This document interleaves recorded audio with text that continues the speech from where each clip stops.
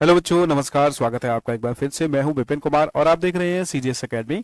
आज की इस वीडियो में हम बात करेंगे लाइट के बारे में, जो कि क्लास 10 साइंस का चैप्टर नंबर 9 है और काफी इंपॉर्टेंट चैप्टर है। बोर्ड्स में इस चैप्टर से काफी क्वेश्चंस पूछे जाते हैं। थियोरेटिकल क्वेश्चंस भी आते हैं, एमसीक्यू बेस्ड क्वेश्चंस भी आते हैं, न्यूमेरिकल भी आते रहते हैं, तो इसको काफी इंपॉर्टेंट चैप्टर माना जाता है। तो इसमें हम डिटेल में डिस्कस करेंगे रिफ्लेक्शन और रिफ्रैक्शन के बारे में, जो कि लाइट के दो फेनोमिना हैं, लाइट के दो प्रॉपर्टीज हम बोल सकते हैं, ठीक है, जो कि नेचर में हमें दिखाई देते रहते हैं। तो इसका जो बेस्ट एग्जांपल है वो यही है कि जब हम किसी शीशे के सामने, मिरर के सामने खड़े होते हैं, तो हमारी जो इमेज हमें दिखाई देती है वो लाइट की रिफ्लेक्शन की वजह से दिखाई देती है। या फिर हमारी आंखों में चश्मे जो होते हैं, लगे हुए होते हैं हमारी आंखों के सामने, उसमें जो लेंस होता है जिसकी वजह से हम चीजों को जो है आसानी से देख पाते हैं। अगर हमारी आई साइट वीक है तो ये सारी चीजें जो है रिफ्लेक्शन, लेंस के अंदर से जो रिफ्लेक्शन होता है उसकी वजह से हो पाता है, ठीक है। तो यहाँ पे हम कह सकते हैं कि चाहे वो रिफ्लेक्शन हो चाहे वो रिफ्रैक्शन हो, दोनों ही फेनोमिना जो है वो काफी इंपॉर्टेंट है। तो इस वीडियो में हम बेसिकली बात करेंगे रिफ्लेक्शन के बारे में, और जो सेकंड पार्ट आएगा उसमें हम रिफ्रैक्शन के बारे में बात करेंगे डिटेल में, ठीक है। तो चलिए इसी के साथ शुरू करते हैं। तो सबसे पहले हम जान लेते हैं कि जो लाइट है उसका क्या इंपॉर्टेंस है। तो हम कह सकते हैं कि हमें जो भी हमारे आसपास की जो चीजें हैं वो दिखाई देती हैं, तो सिर्फ इसलिए दिखाई देती हैं क्योंकि उन ऑब्जेक्ट्स पे जो लाइट पड़ती है वो रिफ्लेक्ट होने के बाद हमारी आंखों तक पहुंच पाती है, और हमारी आंखों का जो लेंस है उसमें उसकी इमेज बन जाती है ऑब्जेक्ट की, ठीक है। अगर वहां से लाइट को हटा दिया जाए, यानी कि सपोज हम किसी जगह पे खड़े हुए हैं और वहां पे एकदम से लाइट चली जाए, अंधेरा हो जाए, तो हमारी आंखें चाहे कितनी भी तेज क्यों ना हो, हमें वहां पे कुछ भी दिखाई नहीं देने वाला, ठीक है। ये चीज होती है। दूसरा, लाइट जो है वो ट्रेवल करती है बिल्कुल सीधी लाइंस की फॉर्म में, ठीक है। तो लाइट की जो रे फॉर्म होती है वो बिल्कुल सीधी चलती है, और लाइट के रास्ते में जो भी ऑब्जेक्ट आता है उसकी जो है शैडो बन जाती है एकदम शार्प, एक शार्प शैडो वहां पे हमें दिखाई देती है। तो फिर इसमें हम बात करते हैं रे मॉडल ऑफ लाइट के बारे में, यानी कि जो हमारा क्लास 10 का सिलेबस है उसके हिसाब से अगर हम लाइट को देखें तो लाइट जो है उसका जो रे मॉडल है, यानी कि लाइट का रे मॉडल का मतलब यहाँ पे यह है कि लाइट बेसिकली दो तरीके से बिहेव करती है। वो वेव्स की तरह भी बिहेव करती है और पार्टिकल्स की तरह भी बिहेव करती है। तो यहाँ पे सिर्फ हमें उसके रे मॉडल पे फोकस करना है, यानी कि रेज की तरह या वेव्स की तरह हम उसको मानेंगे यहाँ पे, ठीक है। तो रे मॉडल ऑफ लाइट यहाँ पे मतलब कि जो लाइट की जो किरणें हैं, रेज हैं, वो बिल्कुल सीधी चलेगी। तो उसी बेसिस पे हम इस चैप्टर को कवर करने वाले हैं। फिर ये भी हम जानते हैं कि लाइट की वजह से बहुत सारे ऑप्टिकल फेनोमिना होते हैं, जैसे कि दो तो चैप्टर के नाम में ही है, रिफ्लेक्शन हो गया, रिफ्रैक्शन हो गया, फिर तीसरा हो गया परछाई जो बनती है, ठीक है। और भी बहुत सारे हैं। तो ये सारे के सारे क्या हैं, ये बिहेवियर हैं लाइट के, ठीक है। Optical phenomena explain by the behaviour of light. तो अब बात करते हैं पहला टॉपिक, जो कि रिफ्लेक्शन ऑफ लाइट है, ठीक है। पहला टॉपिक रिफ्लेक्शन ऑफ लाइट। तो इसमें क्या है, सबसे पहले हम डेफिनेशन की बात कर लेते हैं। रिफ्लेक्शन क्या है?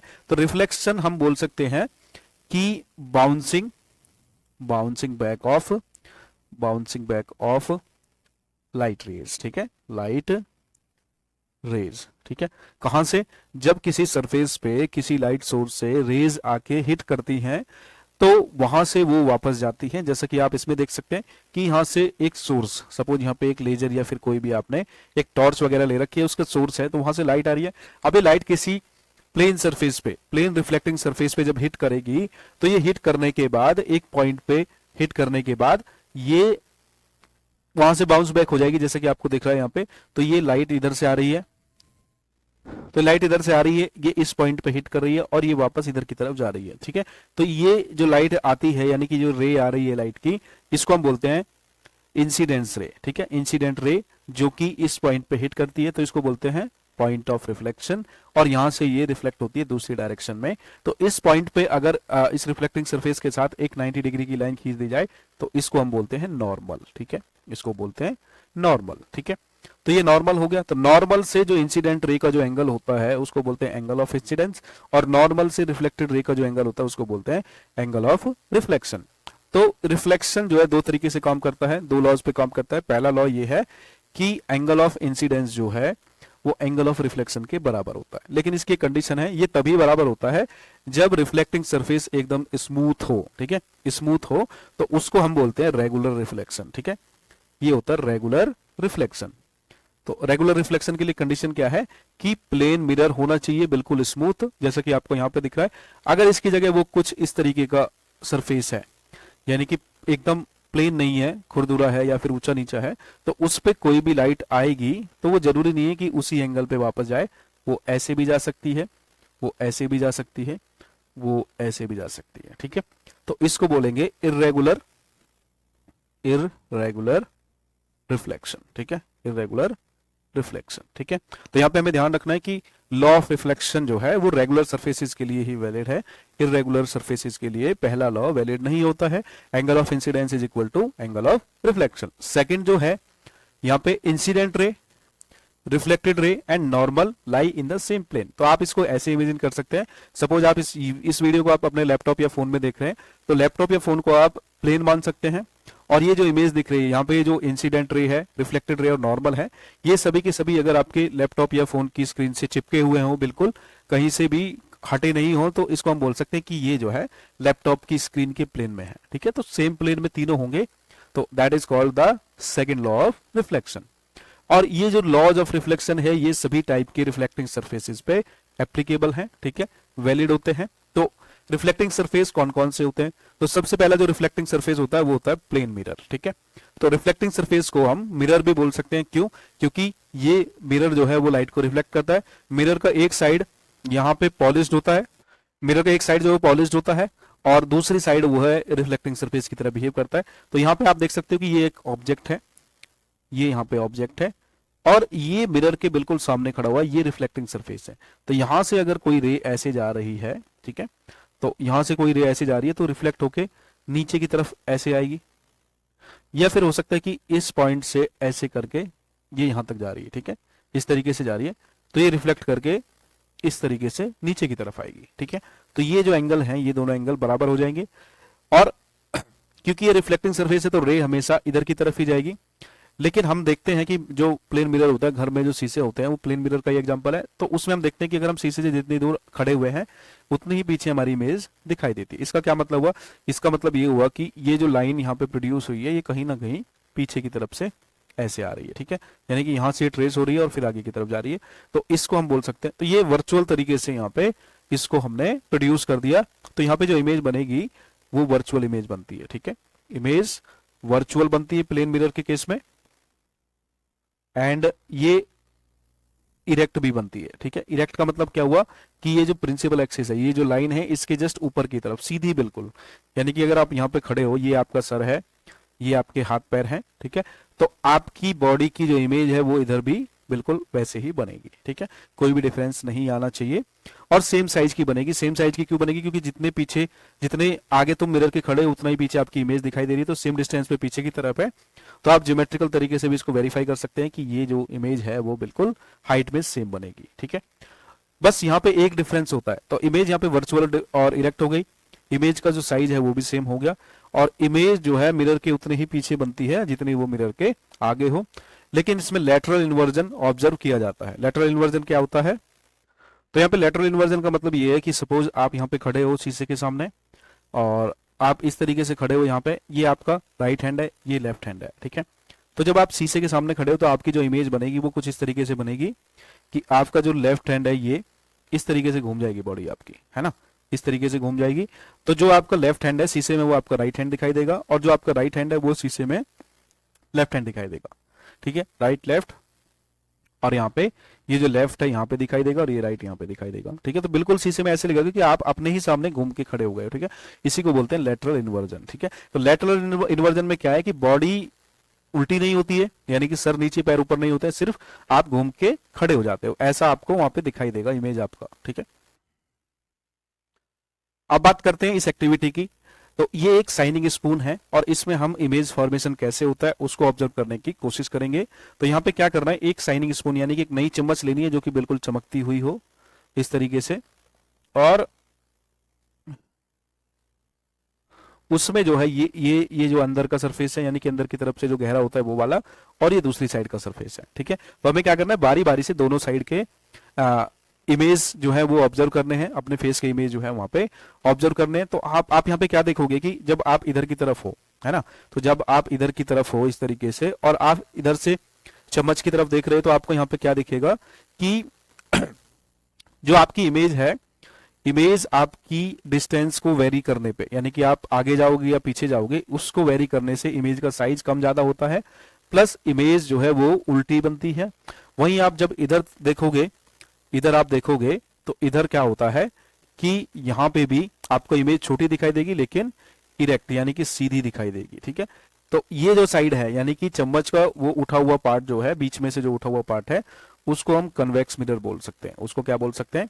वो कन्वेक्स मिरर की तरह बिहेव करता है। कन्वेक्स मिरर मतलब कि ऐसा मिरर जिसका रिफ्लेक्टिंग सरफेस बीच में से उठा हुआ हो और बाकी पीछे साइड से जो है पीछे की साइड हो। वहीं पे कनकेव मिरर कौन सा होता है? रिफ्लेक्टिंग सरफेस जिसका बीच में से पीछे हो और साइड से आगे की तरफ हो, यानी कि बीच में थोड़ा सा हल्का कर्व होना चाहिए, तो वो कनकेव मिरर यहाँ पे कहलाएगा। तो आप देखोगे कि चम्मच के जो दोनों आगे और पीछे के जो साइड्स हैं वो कन्वेक्स और कनकेव मिरर की तरह बिहेव करते हैं। तो इस एक्टिविटी से हमने क्या समझा कि there are two type of surfaces, curved surfaces, या उनको हम स्फेरिकल सरफेसेस भी बोल सकते हैं। आगे समझेंगे कि स्फेरिकल सरफेस उनको क्यों बोलते हैं। ठीक है, तो अब अभी के लिए सिर्फ इतना समझ लीजिए कि जो चम्मच का अंदर वाला हिस्सा होता है उसको कनकेव पार्ट बोलते हैं और जो बाहर की साइड वाला हिस्सा होता है उसको कन्वेक्स पार्ट बोलते हैं। ठीक है, कन्वेक्स मिरर बोलते हैं। और दोनों ही केस में जो है इमेज की जो प्रॉपर्टीज हैं वो अलग अलग होती हैं, तो वो डिटेल में हम समझने वाले हैं।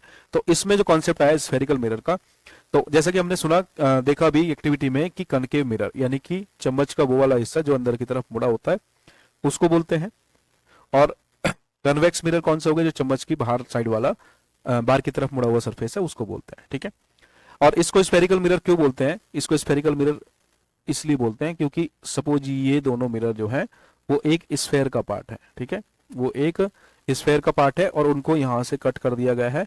दूसरा जो है ये है, ये भी एक स्फेयर का पार्ट है इस तरीके से, तो इसको भी यहां से कट कर दिया गया है। इसमें बाहर की तरफ पॉलिश कर दी गई है और इसमें अंदर की तरफ पॉलिश कर दी गई है। ठीक है, तो इसका जो रिफ्लेक्टिंग सरफेस है वो ये है और इसका रिफ्लेक्टिंग सरफेस ये है। ठीक है, तो ये जो पहला है इमेज में, जो पहला है ए, इसको हम कनकेव मिरर बोलेंगे और दूसरा वाला जो है इसको हम कन्वेक्स मिरर बोलेंगे। ठीक है, ये हो गया। तो ये दोनों जो है एक स्फेयर, हॉलो स्फेयर का पार्ट होते हैं, that is why they are called as spherical mirrors also. ठीक है, तो इसमें कुछ इंपॉर्टेंट टर्म्स होती हैं स्फेरिकल मिरर्स में, उनको समझ लेते हैं। इसके बिना हम आगे कुछ भी समझ नहीं पाएंगे, तो ये काफी इंपॉर्टेंट पार्ट है, तो इसको ध्यान से समझना है। तो इसमें जो पहला होता है वो होता है पोल। पोल कहां पे होता है? तो ये मिरर का जो सरफेस होता है उसके बिल्कुल सेंटर में होता है। तो यहाँ पे अगर हम देखें तो ये जो मिरर है ये कनकेव मिरर है और इसका जो सेंटर है वो यहाँ पे है, तो इस पॉइंट को हम पोल बोलेंगे। ठीक है, वहीं पे फिर नेक्स्ट है इसमें सेंटर ऑफ कर्वेचर। तो centre of curvature is the centre of that sphere, है ना, जिसमें से ये मिरर निकल के आया, उस स्फेयर का जो सेंटर है वही यहाँ पे सेंटर ऑफ कर्वेचर होता है। और सेंटर ऑफ कर्वेचर से पोल के बीच की जो डिस्टेंस है उसको बोलते हैं रेडियस ऑफ कर्वेचर, और उसको हम डिनोट किससे करते हैं? उसको डिनोट करते हैं कैपिटल आर से। ठीक है, तो centre of curvature centre of the sphere हो गया। रेडियस ऑफ कर्वेचर क्या हुई? Distance between pole and the centre of curvature. फिर इसमें प्रिंसिपल एक्सिस, तो प्रिंसिपल एक्सिस क्या है? तो सेंटर ऑफ कर्वेचर से पोल को जो मिलाने वाली लाइन है, अगर इसको हम दोनों साइड में एक्सटेंड कर दे, इधर भी एक्सटेंड कर दे और इधर भी एक्सटेंड कर दे, तो इसी को हम बोलेंगे प्रिंसिपल एक्सिस। ठीक है, तो ये हो गया हमारा principal axis of the mirror. यहां पे फिर सी और पी के बिल्कुल मिड में जो पॉइंट होता है उसको बोलते हैं फोकल लेंथ। ठीक है, फोकल लेंथ, और इस पॉइंट को बोलते हैं फोकस पॉइंट। ठीक है, फोकस पॉइंट ये हो गया, और फोकल लेंथ क्या हुई? पी और एफ के बीच की जो डिस्टेंस है उसको हम फोकल लेंथ बोलेंगे। ठीक है, और इसमें जो एफ है उसको हम प्रिंसिपल फोकस भी बोलते हैं। क्यों? क्योंकि जब कोई रे यहाँ पे आएगी ऐसे, तो रिफ्लेक्ट होने के बाद, अगर पैरेलल रे है प्रिंसिपल एक्सिस के पैरेलल में है, तो रिफ्लेक्ट होने के बाद हमेशा यहीं से गुजरेगी, तो सारी की सारी जो पैरेलल रेज हैं वो हमेशा फोकस पॉइंट से ही होके जाती हैं। ठीक है, तो फोकस पॉइंट से होकर जाती हैं, तो इसी पॉइंट पे मिलती है, तो सारी की सारी एक ही पॉइंट पे फोकस हो जाती है, तो इसी वजह से इसको हम बोल देते हैं प्रिंसिपल फोकस, है ना। तो all the real rays meet at one point and that point is basically called as the focal focus point of the mirror. और ये कन्वेक्स मिरर, कनकेव मिरर में जो है ये मिरर पोल के लेफ्ट में होता है और कन्वेक्स मिरर में पोल के राइट में होता है। ठीक है, तो ये जो आप इमेज देख रहे हो ये कनकेव मिरर की है, तो ये कनकेव मिरर में पोल के लेफ्ट में जो है फोकस पॉइंट होता है और ये बिल्कुल मिड में होता है। यानी कि अगर हम यहाँ पे देखें तो सी पी, जो कि रेडियस ऑफ कर्वेचर है, तो CP is equal to twice of CF और ट्वाइस ऑफ FP। ठीक है, या तो CF ले लो या फिर FP ले लो, तो ये बिल्कुल बीच में पॉइंट होता है। ठीक है, तो यहां से CF और FP इक्वल्स टू CP/2 ये हो जाएगा। तो ये यहाँ पे हमने लिखा भी हुआ है, रेडियस ऑफ कर्वेचर R और फोकल लेंथ के बीच का जो रिलेशन होता है R is equal to 2F होता है। इसमें फिर जो लास्ट कॉन्सेप्ट है वो है एपर्चर। एपर्चर क्या है, तो मिरर का जो रिफ्लेक्टिंग सरफेस है उसकी जो डायमीटर है, ठीक है, तो रिफ्लेक्टिंग सरफेस की डायमीटर यहां से इस पॉइंट के बीच की डिस्टेंस को बोलते हैं, तो इसी को हम बोलते हैं एपर्चर। ठीक है, अगर इसको हम ऐसे करके यहाँ पे मिला दें तो ये इसका एपर्चर हो जाता है।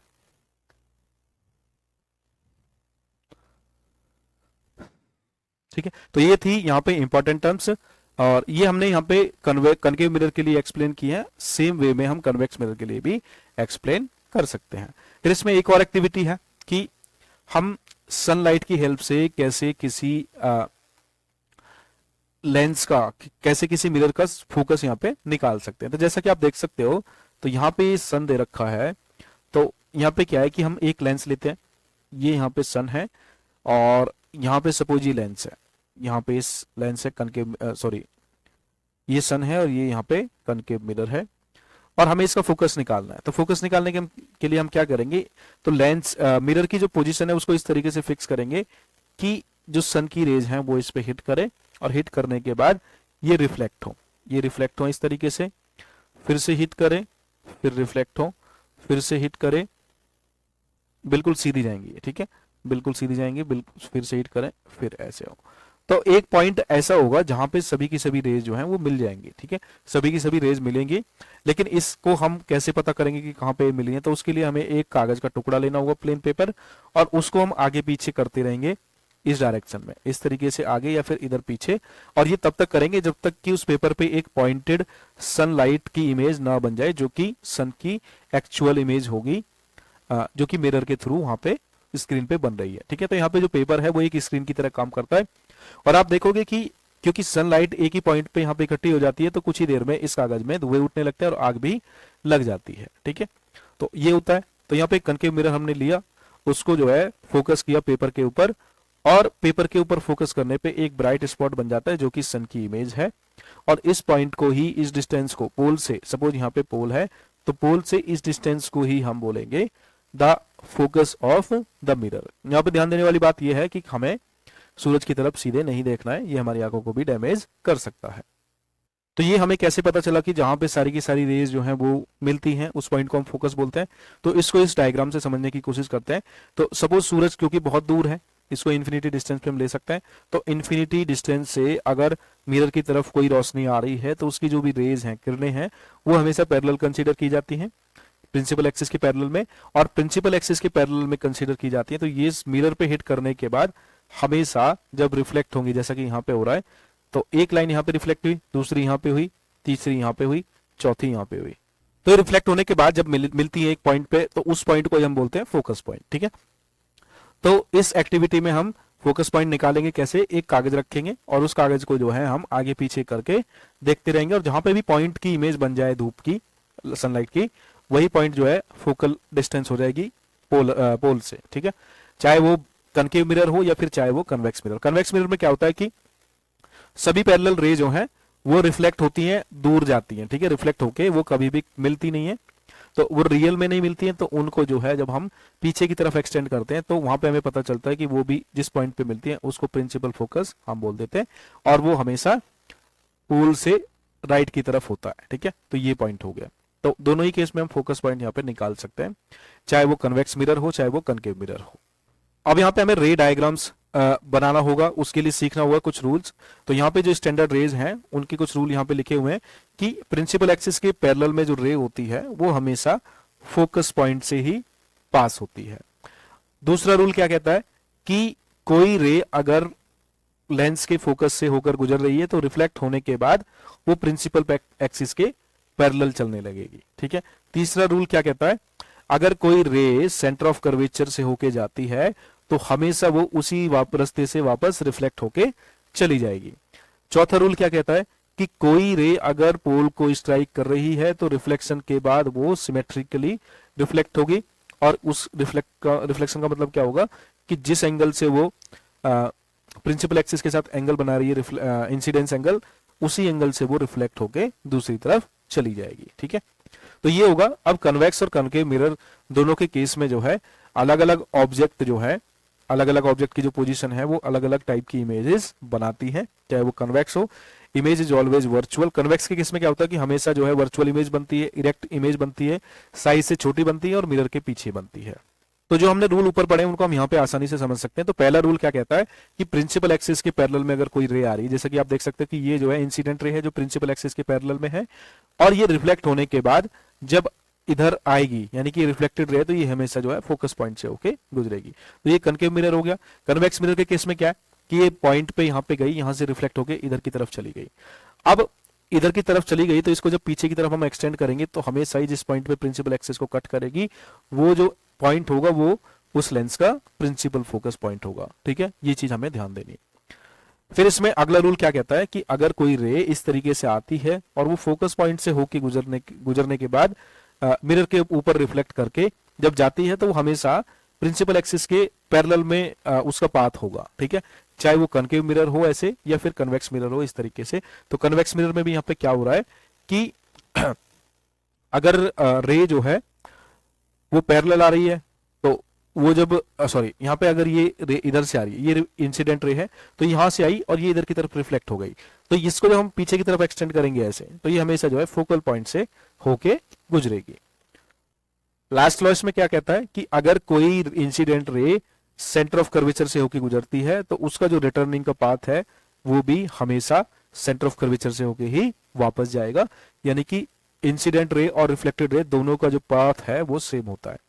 ठीक है, तो ये हो गया कन्वेक्स मिरर का, कनकेव मिरर का, और ये जो है ये कन्वेक्स मिरर, यहाँ पे रे इधर से आ रही है और रिफ्लेक्ट होने के बाद वापस इधर की तरफ जा रही है। अगर ऐसा होता है तो इसका मतलब ये है कि रे जो है कहीं ना कहीं इस पॉइंट सी से होके गुजर रही है। ठीक है, तो ये चीज हमें ध्यान रखनी है। यही रूल्स हैं जिनके बेसिस पे हम दोनों टाइप के मिरर्स, स्फेरिकल मिरर्स की इमेज फॉर्मेशन को आसानी से समझ सकते हैं। अब यहाँ पे जो है अगली एक्टिविटी में क्या है कि कनकेव मिरर एक लिया गया है और उसमें इमेज फॉर्मेशन हमें देखना है। तो इस एक्सपेरिमेंट का नाम है कैंडल एक्सपेरिमेंट, और यहाँ पे क्या बोला गया है कि कैंडल को अलग अलग पोजीशंस पे रखना है। पहली पोजीशन क्या है, सी के बिल्कुल पीछे, फिर सी पे, फिर सी और एफ के बीच में, फिर एफ पे, और फिर एफ और पी के बीच में। तो इस तरीके से हमारे पास यहाँ पे पोजीशंस बनती हैं और हमें देखना है कि स्क्रीन पे उसकी जो इमेज है उसको वो कहाँ पे बन रही है। ठीक है, फिर उसको रिकॉर्ड करना है, इमेज की पोजीशन क्या है, इमेज का साइज क्या है और इमेज की नेचर क्या है। तो इसमें जो पहला डायग्राम है वो आप देखोगे कि यहाँ पे ये ऑब्जेक्ट जो है इन्फिनिटी पे है, और इन्फिनिटी से क्या होता है कि काफी दूर होता है, तो इन्फिनिटी से जो भी रे लेंस की मिरर की तरफ आएगी वो हमेशा प्रिंसिपल एक्सिस के पैरेलल ही होगी। तो ये जो पहली पैरेलल रे है ये रिफ्लेक्ट होने के बाद कहां से गुजरेगी, तो ये लेंस मिरर के फोकस पॉइंट से। ठीक है, तो ये मिरर के फोकस पॉइंट से गुजरेगी। दूसरा, अगर एक पैरेलल रे इधर से आ रही है तो ये भी मिरर के फोकस पॉइंट से गुजरेगी। तो दोनों जो कहां पे मीट कर रही हैं, कहां पे क्रॉस कर रही हैं एक दूसरे को, तो इस पॉइंट पे जो कि प्रिंसिपल एक्सिस पे पड़ता है। तो इसका क्या मतलब हुआ, इसका मतलब ये हुआ कि यहाँ पे जो इमेज है वो रियल है, रियल इमेज है और एकदम पॉइंट साइज की, यानी कि बहुत ही कम साइज की है, डिमिनिश्ड इमेज हम इसको बोल सकते हैं।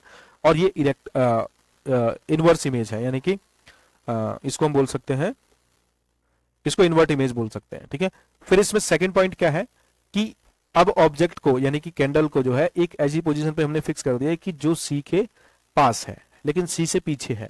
तो सी से पीछे, तो इसमें हम क्या कर सकते हैं, इससे बहुत सारी रेज निकल रही है तो हम सिर्फ दो रेज को यहाँ पे कंसीडर कर रहे हैं, एक जो प्रिंसिपल एक्सिस के पैरेलल वाली है और एक रे जो है वो सेंटर ऑफ कर्वेचर से होकर गुजर रही है। तो रूल के हिसाब से क्या है कि जो पैरेलल रे है वो रिफ्लेक्ट होने के बाद फोकस पॉइंट से जाएगी और जो सेंटर ऑफ कर्वेचर से होके जा रही है वो वापस उसी पाथ से चली जाएगी। तो ये रिफ्लेक्ट होने के बाद वापस उसी पाथ से जा रही है, इसका मतलब ये कहां पे कट कर रही है, दूसरी रिफ्लेक्टेड रे को इस पॉइंट पे। ठीक है, तो इस पॉइंट पे कट कर रही है।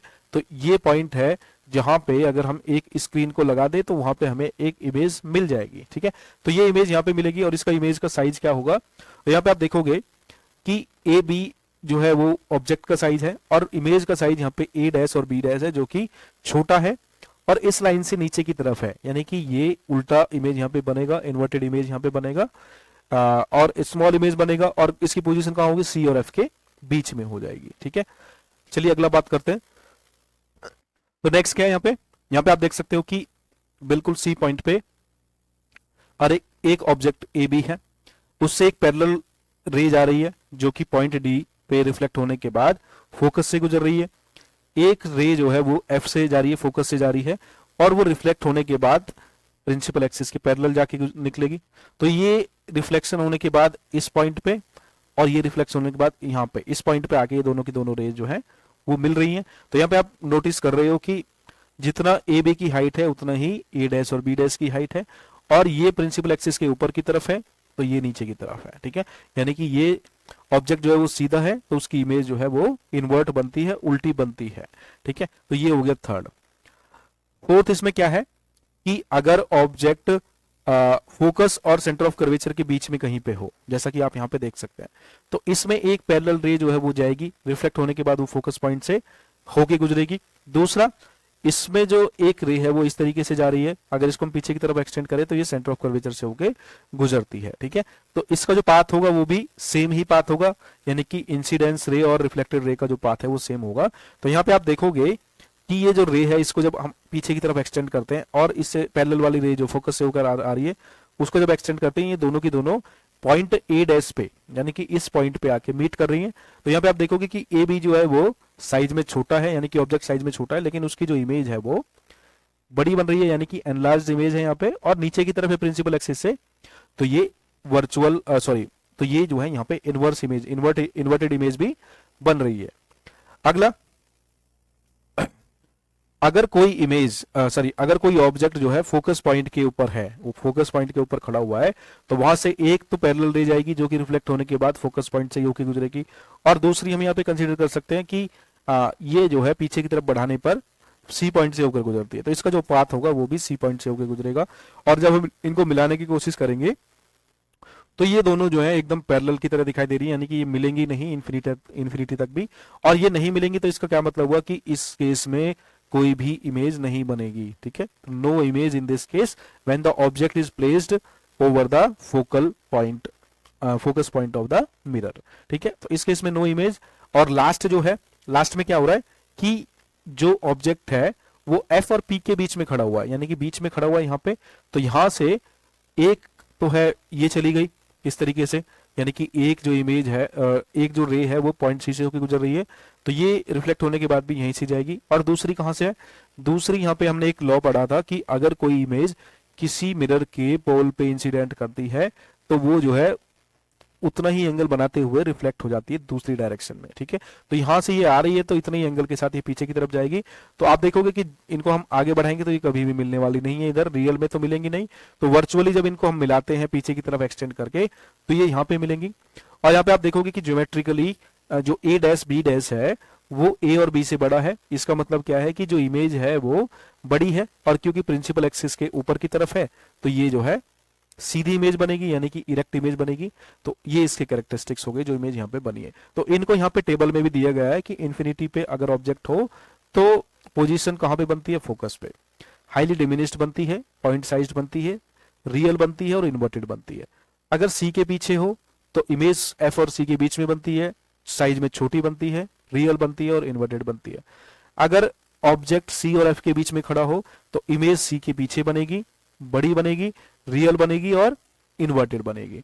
अगर एफ पे इमेज है, एफ पे ऑब्जेक्ट है, तो उसकी जो रेज हैं वो इन्फिनिटी पे मिलेंगी, मतलब कि कभी नहीं मिलने वाली हैं, तो कोई भी इमेज यहाँ पे नहीं बनेगी। वहीं अगर ऑब्जेक्ट को पी और एफ के बीच में प्लेस किया जाता है तो ऑब्जेक्ट की जो इमेज है वो मिरर के पीछे साइज में बड़ी, वर्चुअल और इरेक्ट हमको दिखाई देगी। तो ये तो हुआ कनकेव मिरर का। अब बात करते हैं कॉन्वेक्स मिरर की। तो कॉन्वेक्स मिरर के केस में क्या होता है कि यहाँ पे दो केस हो सकते हैं, या तो ऑब्जेक्ट जब इन्फिनिटी पे हो तो सभी की सभी रेज जो है वो पैरेलल एक्सिस के प्रिंसिपल एक्सिस के पैरेलल में है। तो पैरेलल रेज का हमने क्या देखा था कि वो हमेशा रिफ्लेक्ट होने के बाद अगर उनको हम रिप्रोड्यूस करें तो वो हमेशा फोकस पॉइंट पे ही मीट करेंगी। ठीक है, तो इस केस में ये डाइवर्ज हो रही है, दूर की तरफ जा रही है, इसलिए ये यहाँ पे मीट तो नहीं कर रही। तो इनको हम पीछे की तरफ जब ट्रेस करेंगे तो ट्रेस करने के बाद हमें पता चलता है कि ये इसके मिरर के जो फोकस है, फोकस प्रिंसिपल फोकस है, वहां पे मीट करती हैं। तो इसकी जो इमेज बनेगी वो वर्चुअल बनेगी और पॉइंटेड इमेज बनेगी। ठीक है, क्योंकि प्रिंसिपल एक्सिस पे ही इमेज बन रही है। तो virtual and pointed, highly diminished, point sized, virtual and erect, है ना, वर्चुअल और इरेक्ट बनेगी। दूसरा केस ये हो सकता है कि ऑब्जेक्ट जो है वो यहाँ पे है, ठीक है, ऑब्जेक्ट यहाँ पे है, तो यहाँ से, यहाँ मतलब कि सी के पीछे, तो यहाँ पे ऑब्जेक्ट है, तो ये जब इसको हम लेंगे तो एक पैरेलल रह गई और दूसरी जो है वो सी पॉइंट से होके गुजरी, दूसरी जो है सी पॉइंट से होके गुजरी, तो रिफ्लेक्ट होने के बाद भी वापस उसी पाथ पे चली गई। दोनों रेज को जब हम पीछे की तरफ प्रोड्यूस करेंगे तो यहाँ पे हम पाएंगे कि ये एक दूसरे को यहाँ पे कट कर रही है, यानी कि ये जो रिफ्लेक्टेड रे है ये वाली, ये पीछे की तरफ यहाँ पे है और इसकी रिफ्लेक्टेड रे कहाँ है, ये, तो दोनों इस पॉइंट पे कट कर रही है। तो यहाँ पे जो इमेज का साइज होगा वो a डैश b डैश होगा और यहाँ पे a dash b dash A B से छोटा होगा, ठीक है, ए बी से छोटा होगा, तो इमेज जो है यहाँ पे स्मॉल बनेगी, डिमिनिश्ड बनेगी, और कहां पे बनेगी, पी और एफ के बीच में बनेगी, ठीक है। और क्योंकि इमेज जो है ऊपर की तरफ है प्रिंसिपल एक्सिस से, तो ये इमेज बिल्कुल सीधी बनेगी, यानी कि इरेक्ट बनेगी, ठीक है।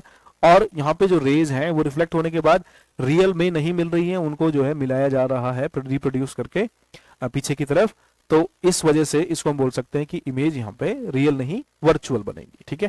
तो ये हुआ, तो टेबल में आप देख सकते हो कि इन्फिनिटी पे जो ऑब्जेक्ट है उसकी पोजीशन फोकस पे बनती है, मिरर के पीछे बनती है, हाईली डिमिनिश्ड होती है, यानी कि साइज में छोटी, पॉइंट साइज के बराबर, वर्चुअल होती है और सीधी होती है, between infinity and the pole of the mirror, यानी कि पोल, मिरर के पोल और इंफिनिटी के बीच में कहीं पे भी अगर ऑब्जेक्ट को हम रखते हैं तो उसकी जो इमेज है वो पी और एफ के बीच में, यानी कि पोल और प्रिंसिपल फोकस के बीच में बनेगी और मिरर के पीछे बनेगी, साइज में छोटी, वर्चुअल एंड डायरेक्ट बनेगी, ठीक है। आई होप आपको यहाँ पे अच्छे से समझ में आ गया होगा कि इमेज फॉर्मेशन कैसे हुआ यहाँ पे।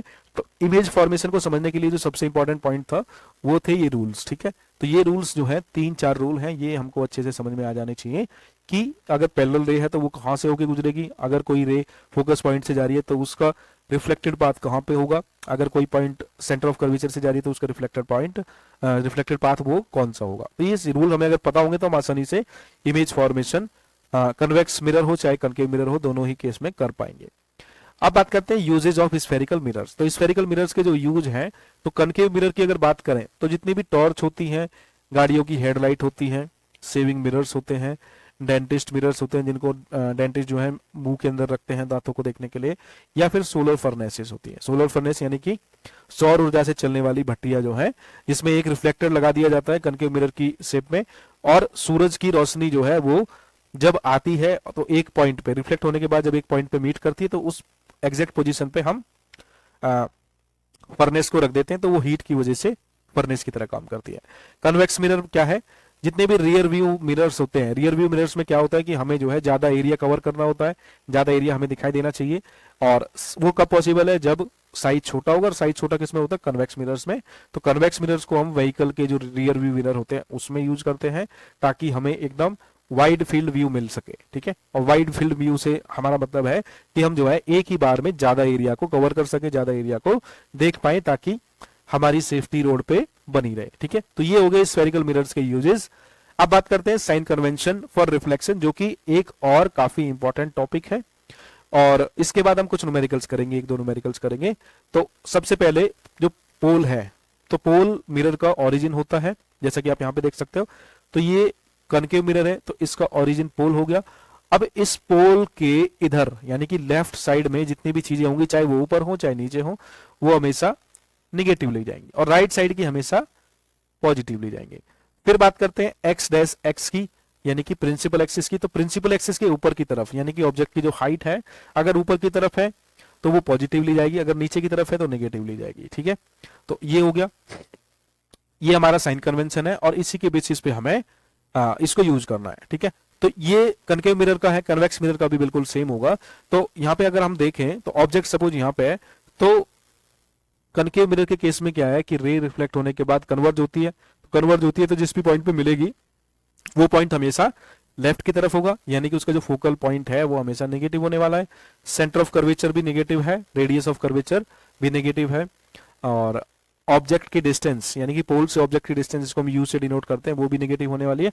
ये तो सभी केसेस में नेगेटिव ही होगी, क्योंकि हम बाय डिफॉल्ट जो है इधर ही ऑब्जेक्ट को रखते हैं, तो लेफ्ट साइड में रखने की वजह से यू की वैल्यू हमेशा न्यूमेरिकल्स में नेगेटिव ली जाती है, ठीक है। तो यू यहाँ पे नेगेटिव होगा। U is basically the distance between the pole and the object, ठीक है। यहाँ पे अगर ऑब्जेक्ट की इमेज इधर की तरफ बन रही है, जिसको हम वी बोल सकते हैं, तो ये पॉजिटिव होगा। अगर नीचे की तरफ यहाँ बन रही है, जैसा कि कनकेव मिरर के केस में होता है, तो ये हमेशा नेगेटिव होने वाला। तो ये चीजें हम अगर न्यूमेरिकल्स को सॉल्व करते हुए ध्यान में रखेंगे तो हमारे न्यूमेरिकल्स काफी आसानी से हो जाएंगे। नेक्स्ट टॉपिक इसमें मिरर फार्मूला एंड मैग्निफिकेशन। तो मिरर फार्मूला क्या होता है? मिरर फार्मूला क्या होता है कि 1/v plus 1/u equals to 1/f, जहां पे v क्या है? इमेज की डिस्टेंस होती है पोल से, और u यहाँ पे ऑब्जेक्ट की डिस्टेंस होती है पोल से। f जो है वो फोकल लेंथ होती है, यानी कि पोल और प्रिंसिपल फोकस पॉइंट के बीच की जो डिस्टेंस है उसको हम बोल सकते हैं फोकल लेंथ। तो ये मिरर फार्मूला जो है वो चाहे कनकेव मिरर हो चाहे कन्वेक्स मिरर, दोनों ही केसेस में सेम होता है। बस यहाँ पे जो डिफरेंस आता है वो इनकी वैल्यूज में आता है कि वो पॉजिटिव है बाय डिफॉल्ट या नेगेटिव है, उसी हिसाब से हम न्यूमेरिकल्स में रखते हैं। तो हमारे आंसर्स कनकेव और कन्वेक्स मिरर के लिए चेंज होते रहते हैं। तो हमें जो है इस फॉर्मूले को यूज करने के लिए सबसे पहले क्या ध्यान में रखना होगा कि जो साइन कन्वेंशन है वो सही से फॉलो होना चाहिए, नहीं तो आप यहाँ पे गड़बड़ कर देंगे, आपका न्यूमेरिकल, आपकी कैलकुलेशन सही होते हुए भी गलत हो जाएगा। ठीक है, तो आपको ध्यान रखना है कि जब भी इस फॉर्मूले को यूज करें, u, v और f की जो वैल्यू है वो उसके प्रॉपर साइन के साथ, पॉजिटिव या नेगेटिव के साथ यूज करनी आनी चाहिए, नहीं तो आप एक भी न्यूमेरिकल को सही से नहीं कर पाएंगे। तो इसमें नेक्स्ट जो है वो लास्ट टॉपिक मैग्निफिकेशन फॉर्मूला, यानी कि मिरर का जो ऑब्जेक्ट है और मिरर के ऑब्जेक्ट के बाद जो इमेज बनती है, उन दोनों का जो रेशियो है उसको हम बोलते हैं मैग्निफिकेशन फॉर्मूला या मैग्निफिकेशन फैक्टर। तो इसको m से डिनोट करते हैं, स्मॉल m से, और it is called the ratio of h dash upon h, जहां पे h डैश जो है वो इमेज की हाइट होती है और h जो है ऑब्जेक्ट की हाइट होती है। और इसको अगर हम डिस्टेंस, ऑब्जेक्ट की डिस्टेंस की फॉर्म में लें तो ये माइनस b अपॉन u की तरह भी यूज किया जाता है। ठीक है, अब यहाँ पे क्या होगा कि इसको हम कैसे समझे कि मैग्निफिकेशन का मतलब क्या है? अगर m की वैल्यू ज्यादा है, m की वैल्यू ज्यादा का मतलब यहाँ पे क्या हुआ कि जो h डैश है, यानी कि इमेज जो है वो ऑब्जेक्ट की हाइट से ज्यादा है, तो h dash is greater than h, तो ये वैल्यू 1 से ज्यादा आ जाएगी। वहीं अगर ये ज्यादा है, ये छोटी है, तो h dash is less than h हो जाएगा। m इज लेस देन 0, तो m इज लेस देन 0 का मतलब क्या है? इमेज यहाँ पर रियल और इन्वर्टेड बनेगी, और m इज ग्रेटर देन 0 का मतलब क्या है? इमेज वर्चुअल एंड इरेक्ट बनेगी। तो जब हम न्यूमेरिकल्स करेंगे तो हमें समझ में आएगा कि इनकी वैल्यूज का क्या यहाँ पे मतलब होने वाला है। तो यहाँ पे लेस देन 0 का मतलब क्या है कि अगर h जो है पॉजिटिव है एंड h डैश नेगेटिव है, तो हमारा जो रेशियो है वो छोटा आएगा, नेगेटिव आएगा, तो इमेज उस केस में रियल और इन्वर्टेड बनती है, जैसा कि कनकेव मिरर के केस में होता है। और ये वाला जब h dash and h both are positive, ठीक है, जब दोनों ही पॉजिटिव होंगे तो वर्चुअल इमेज और इरेक्ट इमेज बनेगी, जैसा कि कन्वेक्स मिरर के केस में हमने वहां पे देखा था। अब चलिए इसमें एक एक क्वेश्चंस कर लेते हैं कन्वेक्स और कनकेव मिरर का। तो पहला क्वेश्चन क्या है कि convex mirror use for rear view of an automobile, यानी कि गाड़ी के रियर व्यू के लिए कन्वेक्स मिरर यूज किया जा रहा है, जिसकी रेडियस ऑफ कर्वेचर यानी कि आर की वैल्यू यहाँ पे 3 मीटर है। ठीक है, 3.00 मीटर है, और अगर एक बस जो है वो इस मिरर से 5 मीटर पीछे है ना, 5 मीटर दूर है, तो इसमें हम बोल सकते हैं बस यहाँ पे क्या हुआ, बस यहाँ पे एक ऑब्जेक्ट हो गया, तो ऑब्जेक्ट की डिस्टेंस मिरर से कितनी है, यानी कि u कितना है? 5 मीटर है। और 5 मीटर क्या होगा, ये माइनस में लेंगे, क्योंकि हम बाय डिफॉल्ट u की वैल्यू माइनस में लेते हैं अगर मिरर में देखें तो, चाहे वो कन्वेक्स मिरर हो चाहे कनकेव। तो ये कन्वेक्स मिरर है इस तरीके से। तो सपोज यहाँ पे बस है, तो यहाँ पे बस है, तो P पॉइंट से इसकी जो दूरी है वो 5 मीटर है, और ये लेफ्ट में होने की वजह से -5 हो जाएगा। रेडियस ऑफ कर्वेचर, ये कन्वेक्स मिरर की रेडियस ऑफ कर्वेचर है, तो ऑब्वियस सी बात है कि ये इधर की तरफ होगी। ठीक है, तो इधर की तरफ होगी, तो इसका मतलब ये पॉजिटिव रहेगी। इसमें पूछा क्या है? Find the position, nature and the size of the image. अब पोजीशन के लिए हमें क्या चाहिए? सबसे पहले r है, तो r क्या होता है? r होता है 2f, तो यहां से हमारा फोकस पॉइंट निकल जाएगा। तो r जो है 2f के बराबर होता है, तो यहां से जो है फोकस पॉइंट निकल जाएगा, फोकस लेंथ निकल जाएगी f इक्वल्स टू r/2, तो वो जाएगा 3/2 यानी कि 1.5 मीटर। ठीक है, तो ये 1.5 मीटर हो जाएगा यहाँ पे। और उसके बाद और क्या चाहिए हमें? f हो गया हमारे पास, और इसमें हमें पोजीशन निकालनी है इमेज की। तो इमेज की पोजीशन मतलब v की वैल्यू हमको निकालनी है, तो v निकालना है तो मिरर फॉर्मूला लगाएंगे, तो 1/f equals to 1/v plus 1/u। यहां से 1/v कितना हो जाएगा? 1/f minus 1/u। 1/f मतलब 1/1.5 माइनस u की वैल्यू कितनी है? -5, तो 1/-5, तो ये माइनस माइनस प्लस हो जाएगा, तो मैं इसको यहीं पे प्लस कर देता हूं, और इसको मैं 2/3 कर लेता हूं। ठीक है, तो 3/2 था, तो ये 2/3 हो जाएगा, 2/3। इसको करेंगे तो ये 15 हुआ, और ये 10, और ये 13, ये सॉरी ये 3, तो 10 और 3 13, 13/15। तो 13/15 हो गया ये मीटर में, 13/15 हुआ ये 1/v के बराबर, ठीक है। तो 1/v 13/15 हुआ, तो v यहां से कितना हो जाएगा, v हो जाएगा 15/13। तो 15/13 मीटर में हो गया ये, तो पॉजिटिव है। तो पॉजिटिव का मतलब है कि जो मिरर है उसके इस साइड बनेगा, तो इस साइड बनेगा, तो ये बेसिकली वर्चुअल इमेज बनेगी, ठीक है। तो वर्चुअल इमेज बनेगी। अब इसको देख लेते हैं साइज कितना होगा इसका। अब हमारे पास v और u आ गया है, तो m निकालेंगे तो m कितना हो जाएगा, -v/u, ठीक है। तो minus of v 15/13 and divided by u, u कितना था, तो u है हमारा -5, ठीक है। -5, माइनस से माइनस कैंसिल, और ये 3, तो 3/13 m की वैल्यू हुई। और 3/13 आप देखोगे तो m जो है वो पॉजिटिव है, लेकिन लेस देन 1 है, ठीक है, लेस देन 1 है, यानी कि यहाँ पे इमेज जो बनेगी वो छोटी बनेगी। तो हमें क्या पूछा है, nature and size of the image. तो साइज तो इसकी कितनी होगी, बेसिकली यहाँ पे 3/13 मैग्निफिकेशन रेशियो है, तो ये इसका डिस्टेंस हो गया।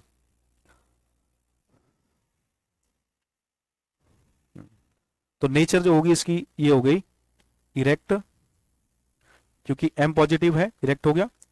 और स्मॉल, क्योंकि m is less than 1, and virtual, and फिर इसमें सेकंड क्वेश्चन देखते हैं। तो concave mirror produces 3 times magnified real image of an object placed at 10 centimetre in front of it, है ना। तो 10 सेंटीमीटर मतलब यहाँ पे u की वैल्यू दे रखी है -10 सेंटीमीटर। फिर यहाँ पे 3 टाइम्स मैग्निफाइड का मतलब क्या है कि m की वैल्यू 3 दे रखी है, और क्योंकि रियल इमेज है तो ये -3 हो जाएगा। रियल इमेज मतलब -3, नेगेटिव होती है m की वैल्यू रियल इमेज के लिए। तो ये हो गया। अब हमें यहाँ पे क्या निकालना है, where is the image located, यानी कि v की वैल्यू निकालनी है। तो m होता है -v/u, तो यहां से m -3 रख लेंगे हम, -3 इक्वल्स टू माइनस का v/u, u इज -10, ठीक है। तो यहाँ पे जब इसको मल्टीप्लाई करेंगे तो -v equals to 30 and v equals to -30, तो -30 सेंटीमीटर ये आ जाएगा। तो -30 सेंटीमीटर का मतलब क्या है कि अगर ये मिरर है, कनकेव मिरर है इस तरीके से, यहाँ पे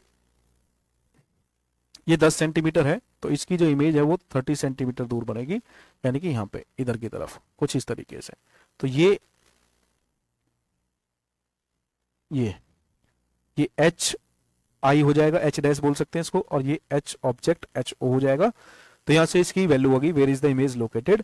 तो यहाँ पे हमने क्या किया कि हमने मैग्निफिकेशन फैक्टर को यूज किया, उसका माइनस साइन हमें पता होना चाहिए कि माइनस लेना है कि प्लस, तो हमें कहां से पता चला, तो ये जो रियल इमेज है उससे, ठीक है। तो हमने यहाँ पे देखा था कि रियल इमेज के लिए m जो है नेगेटिव होता है, इन्वर्टेड रियल और इन्वर्टेड इमेज के लिए नेगेटिव होता है। तो नेगेटिव मतलब कि m की वैल्यू दे रखी है, ये नहीं बताया नेगेटिव है पॉजिटिव है, तो हमें खुद से लेना पड़ेगा, ये चीज आपको यहाँ पे ध्यान देनी पड़ेगी, ठीक है। तो इस तरीके से ये क्वेश्चन काफी आसान थे। तो इसी के साथ मैं इस वीडियो को यहीं पे एंड करना चाहूंगा, और सभी का बहुत बहुत धन्यवाद। ऐसे ही सपोर्ट करते रहें। जय हिंद, जय भारत, वंदे मातरम।